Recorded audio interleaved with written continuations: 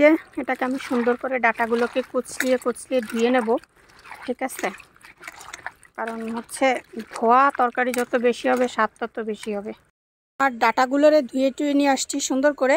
এবার আমরা কড়াইয়ের ভিতরে তেল দিয়ে দিলাম।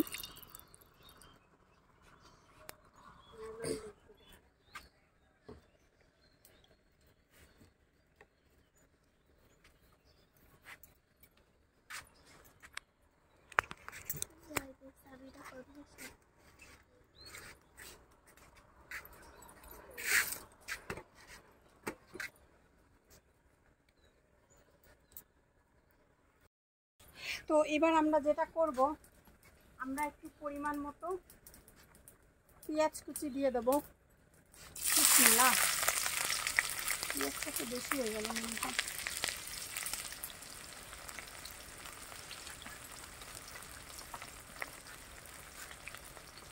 একটু নাড়াচাড়া দেবো।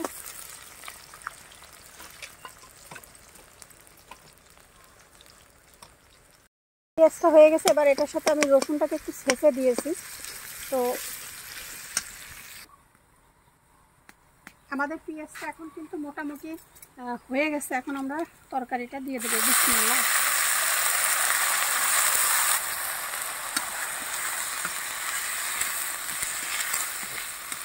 এটা আজকে প্রথম রান্না করতেছি গাইস, মানে আমি একজনের এটা রান্না করতে দেখেছি, আমি জানি না এটা খেতে কেমন হবে।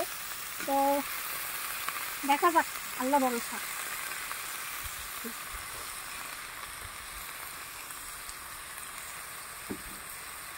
তো এটা আমরা এখানে দিয়ে দিলাম। এটার সাথে আমি দেবো হইল কিছুটা কাঁচামরিচ দিলাম। এবার আমরা দেবো এটার সাথে পরিমাণ মতো। আরে না, তুমি আমার না বললে চলে গেছো ভাইয়া, এটা ঠিক করছো? হ্যাঁ আচ্ছা, বলে আসছো। তো এবার আমরা দিয়ে দিলাম পরিমাণ মতো হলুদ।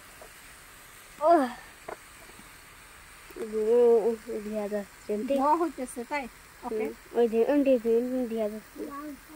তো আমরা একটুখানি জিরা দেবো। আচ্ছা, আমরা একটু পরিমাণ মতো সবকিছু জিরা, হলুদ, লবণ, একটু মশলা টশলা আর কি দিয়ে দিলাম, ওকে। এবার আমরা একটু এটাকে নেড়ে ছেড়ে দেবো, বাস। এখন এটাকে আমরা একটু ঢেকে রাখবো।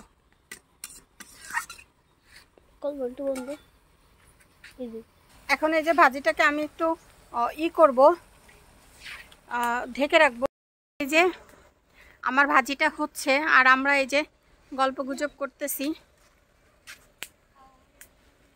আমার একটু দরকার ছিল দোকানে। কি মনে হয় দোকান কি খোলা নাকি? খোলা নাই না? বড় কাকির দোকান খোলা, তাই মুদিখানার দোকান দরকার।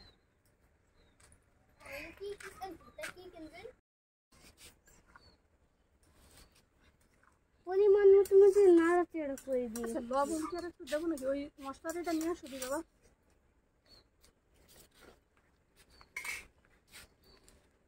আর একটু লবণ দিলাম। হলুদই তো নেই, হলুদ ওই ইসের উপরে আছে। তুমি যদি পারতে পারো তো ভালো, আর পারতে না পারলে সানসেটের পরে কৌটায়, বড় একটা কৌটায়। তুমি পারবা না সম্ভবত। হ্যাঁ শোনো, আব্বুরে বলবা যে হলুদের বড় কৌটাটা দেন, আর ওইটা নিয়ে যাও, ওইটা নিয়ে যাও, ওইটা বেরিয়ে নিয়ে আসো। কৌটা হয় ওইটা হয়।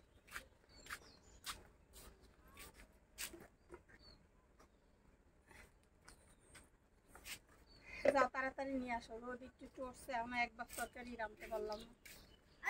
হলুদ দেবেন তরকারিতে না, মানে ইচ্ছা মতো দিলে হবে পাগল। এখন হয়ে গেল রান্না, একবার তরকারিও রান্না করতে পারি না। হচ্ছে আমার এটার ভিতরে যে টমেটোগুলোকে দিয়ে দিলাম। এখন টমেটো দেওয়ার পরে তো একটু নাড়া দিয়ে দেখছি। প্রায় হয়ে আসছে আমার তরকারিটা।